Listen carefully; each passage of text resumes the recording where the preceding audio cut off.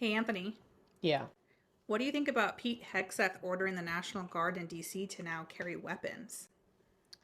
I think this is the turning point where the people of the United States either do something despite the short term consequences, or there's not going to be another chance to do something in the future.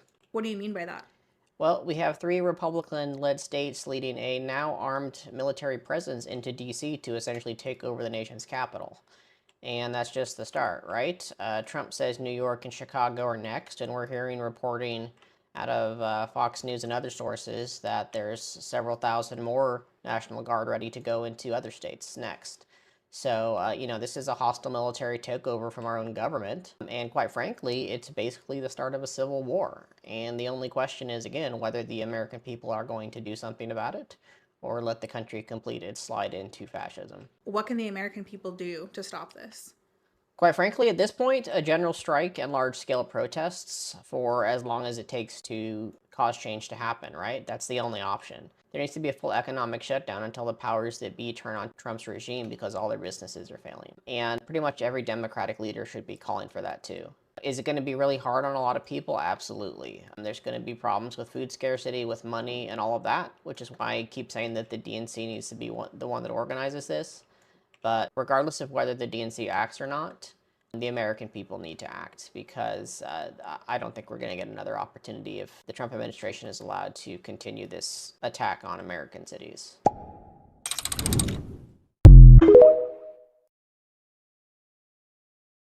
At this very street in Washington, D.C., police set up a checkpoint, stopping cars as they passed.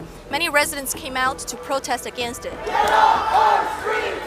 Get off our streets! So this checkpoint was set up along 14th Street Northwest, which is very close to the busy U Street corridor. We're speaking with some residents who live in this area today about their reactions. We saw a number of masked men, clearly working for ICE, a small number of protesters, a lot of lights, a lot of cars just stopped in the road. My instinct, negative, right? Get out of the city. A lot of the police were covering their faces, I think, is part of intimidation, which I was upset to see that happening right close to my home. Checkpoint here is not related to any actual public safety concern. From where I live, I can see the street, and I saw a group of police officers and National Guard just walking. I've lived in DC for almost 4 years now and have never felt unsafe. Now with this increased police presence, I do feel like everyone's on edge. And more developments involving federal troops were seen today as well, including National Guard units and Humvees set up near Union Station. This is disgraceful. I come here every day. I never feel unsafe. For what? For what? You've said that the president's decision to deploy the National Guard, you called it deeply dangerous. What's your message to citizens who say regardless of crime data or trends, this makes them feel safer? Well, I'm embarrassed. I'm angered.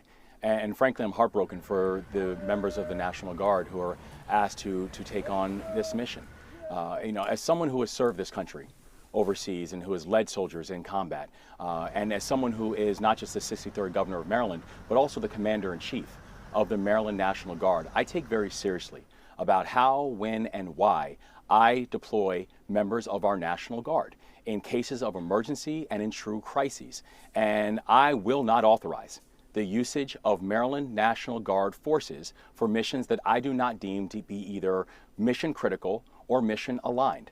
And what we are seeing right now, this distraction, distracting away from the fact that Donald Trump's policies have caused unemployment to go up, have caused people to lose their health care, has caused children to be able to lose their food benefits, and he's now using this as a tool. He's using military personnel, these citizen soldiers, as a cudgel and as a tool to be able to advance his political purposes, because if he really wants to address the issue of violent crime, he just needs to look at what we've done in the state of Maryland over the past 2.5 years, where when I first became the governor in 2022, Baltimore was averaging almost a murder a day. Now, the homicide rate in Baltimore is nearly a 50-year low, and we have watched how the state of Maryland has essentially helped to lead the country in drops in violent crime, in drops in non-fatal shootings, in drops in carjackings. So if he truly wants to understand how to lower crime, he should pay attention to what we're doing in the state of Maryland. And I did it without ever having to once operationalize our National Guard to do municipal policing. Nobody right here. It's nobody in the car. How are y'all just going in people's cars? How are y'all just going in people's cars? Nobody was over here by this car. Nobody was in the car. I got it. I got the key. I got the key. They used the little airbag thing because that's how they went in my car on M Street, and they not supposed to do that. It was nobody over here, nobody in the car, none of that. So how y'all just going in people's cars? Close that door. Y'all not supposed to just go in people's cars. Nobody was in the car. Nobody was leaning on it. None of that. Hold on, why y'all? No, because why are y'all going in the car? Back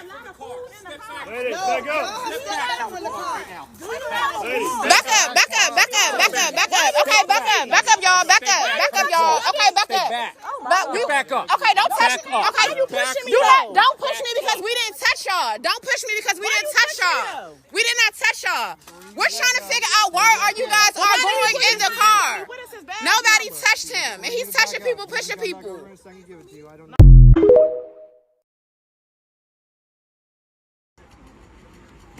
Oh,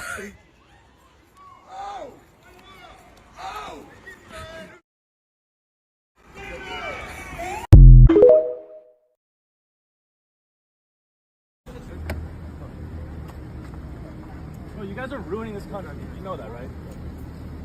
Liberals already ruined it. Oh, there we go. Okay. Can we see some badge work, guys?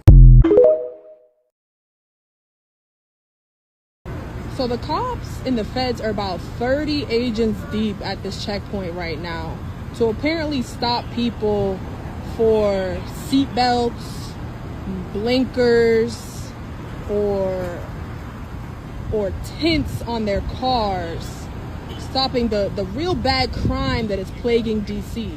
So why do you need Homeland Security investigation to manage if they're not wearing their seatbelt? Someone riddle me that. And why do you need 30 people standing around doing nothing with our tax dollars at a checkpoint if it's about seatbelts and safety? Someone please tell me. Just a PSA for girlies in the district, especially runners. I was walking past Union Station and there was a whole group of DEA federal officers. And I said, what are you supposed to be protecting us from? And he goes, everything. And I looked back and I said, yeah, because I feel so scared. And I started to walk away and he yelled at me, him being a middle-aged white man, yelled at me, come back here with that little skirt. Told a Metro police officer, didn't look surprised, didn't look like he cared at all. He barely even looked me in the eyes. I feel so safe, DC.